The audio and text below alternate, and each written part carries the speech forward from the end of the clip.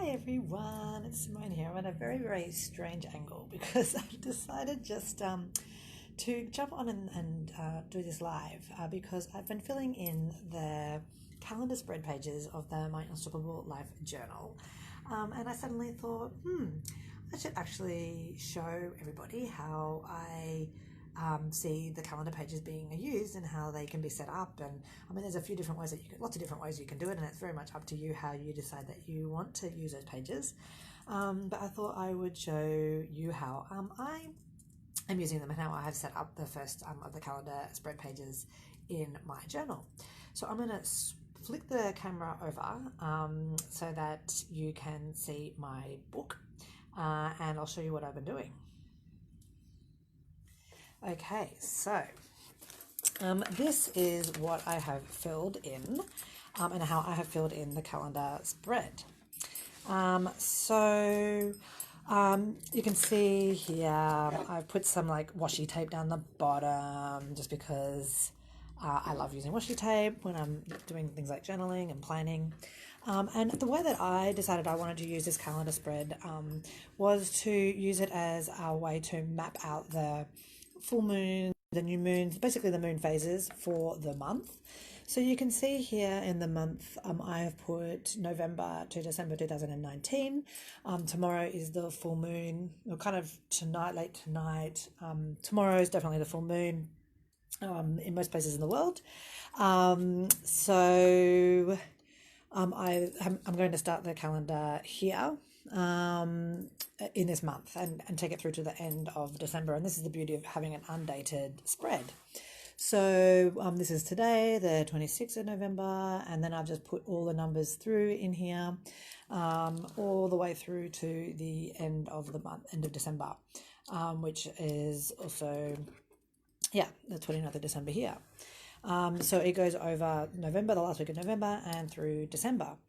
And there's a space at the top here where you can do lots of you can make notes, or you could do doodles, or you could put washi tape there, or whatever you want to do. Whenever I am using these kind of journals, I always have my colored pencils and all sorts of other things with me to help me set this up. So you can see here what I've done is I have marked in the new moon. It's in Sagittarius, and then here it moves into Aquarius on Friday, Pisces, the first quarter moon, and then we've got the crescent moon here. And I've just kind of marked it in. I've put this one here. This is also a crescent, but I've marked in Taurus because I'm a Taurus rising. So I always find that when the moon is in my rising sign as well as my moon sign, that it can influence me. So I put that in there as significant date. And I've just done that for the whole of the spread. Okay. And the way that I got this information, there's lots of different ways that you can get this information. You can get this just by going online on the internet. Moon Giant is a good source, or astro.com. I personally use the Yasmin Boland Moonology diary to get my moon dates from. I also use an app on my Fitbit to check in on the moon every single day. This is a Moon Phases app that I've got on my Fitbit, and you'll see that it's going to come up in a minute. It will show me, look at that, new moon. It's only got, it's absolutely the new moon now in Sagittarius. 0% illumination. You can see here. So that's pretty cool. So there's lots of different ways that you can get this information. It's really up to you what you want to use. And then down the side here, on a new moon wishing, I have on the new moon, it's always good to set your intentions and kind of think about what your wishes are. So this is the Sagittarius new moon that we're about to have tomorrow, that we're currently in, actually, according to. And so you can, and things that I really want to focus on because of being a Sagittarius: study, travel, adventure, and learning. These are kind of key words that are related to Sagittarius, and I want to try and come up with some intentions and some wishes around these themes. So this is a nice little reminder for me. And I'm going to be doing an intention setting ceremony tomorrow, which I hope you can join me at the same place as I am right now and here in this Facebook Live. Facebook, I have to do another live where I'll talk a little bit more about this. And actually, just as a little aside, in the journal, I do give you, if you're wondering kind of how you know this information, if you're not an astrologer, if you're new to all of this, I do actually give you a page in the journal where I talk about the moon signs, meanings, and moods. And this gives you some keywords related to each of the signs. It's also got colours, and also actually this is the proof version, but in the final version I've also got in there whether it's an earth sign, a fire sign, air sign, or water sign. So that can be really useful for when it comes to mapping out things. And I've got the information here about the moon phase energies as well, so that you can always refer back to those pages. If you're still learning all of this and it's all very new to you, that's totally fine. This is the best way of learning, is by getting in there and doing it. So coming back here, you can see I've put my waxing moon inspired actions in here. And so some of my inspired actions. So once the moon starts to get bigger after the new moon, so later this week, we're going to have surges of energy, most likely. And this is a really good time to, the seeds of that you've intended over the new moon, to really put those forward and to start putting those into action. So the planned actions that I want to take, so I'm going to be putting some intentions around travel, and I'm going to really start planning for my trip to Australia that I'm having at Christmas, New Year. And then full moon, releasing some notes that I've made here. I just want to release any negative thoughts, especially around the festive season, because I kind of anticipate that the festive season can bring up a lot of stuff. And I'm just going to release any of that negativity around the full moon time, which is the 12th of, you can see I've marked that in here, that's the 12th of December. So around that time, that's when I'm going to be just taking some time to really release any of that negativity that might be coming up. And then And then when the moon is waning again, after the full moon, I plan to kind of just make some space for my dreams to come true, especially because it's the end of the year and end of the decade. And it's a really good time to really start thinking about making your dreams come true and what is involved in doing that. So you can put kind of anything you want in here. I've just kind of made some little notes, little reminders, things that I want to remember for each of the phases. And then down here, I started doing this, and then that's when I thought, oh, I should jump on live and show everyone what I'm doing. So this is where we try and this is where we can work on place. So I've got on across the two pages of the spread, I have the self-care pillars, the 8 self-care pillars that I believe that we should be trying to focus on all the time.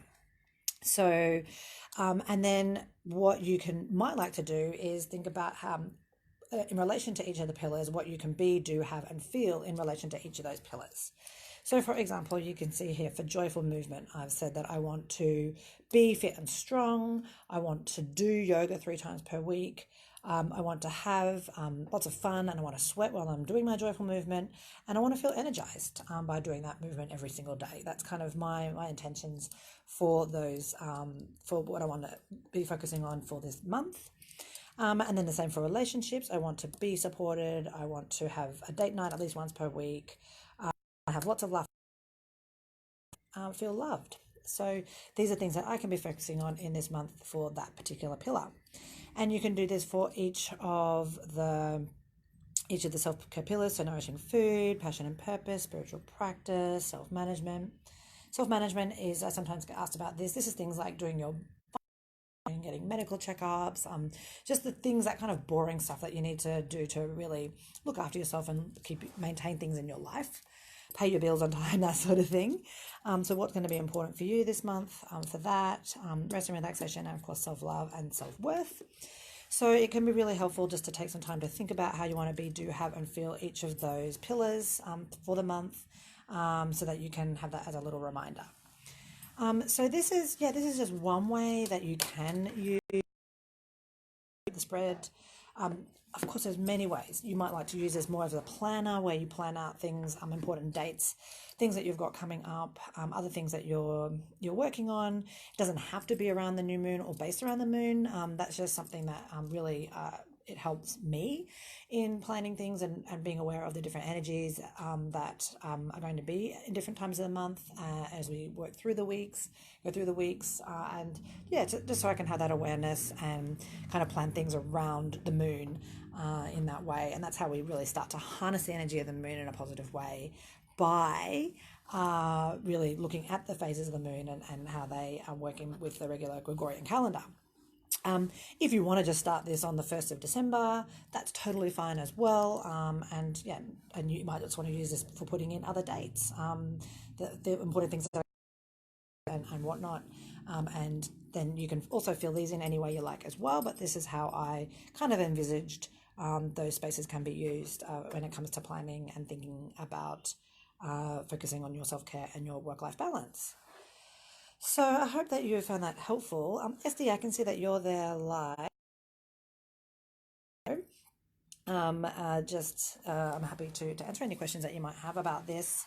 So really, it's always helpful and handy to see how different people use planners and journals.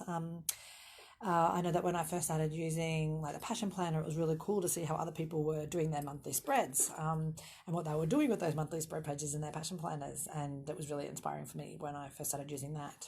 But now I've kind of moved more towards this style of planning, which might be a little bit different for some of you. And if you are just starting out and doing this, hopefully this does inspire you and give you some ideas. So that's how I'm going to be using the monthly spread pages in the journal.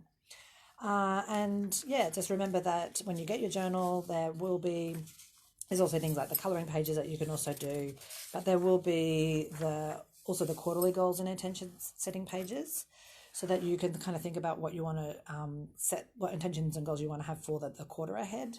And you can kind of refer back to these intentions when you're doing your monthly spread as well, and when you're looking at things like your life balance goals and intentions. It could be really helpful. And don't stress if you're really new to all of the moon phase stuff. I do give you loads of explanations and loads of guidance in the journal itself. And let me know if you do have any questions. Feel free to comment and let me know what you think. And hopefully you can jump back on around this time tomorrow and be part of the little new moon ritual that I'm going to be doing, where we're going to set our intentions and think about the start of the new lunar cycle in Sagittarius, which is officially started. So thanks for being there live, for those of you who are here live, and I will talk to all of you again soon.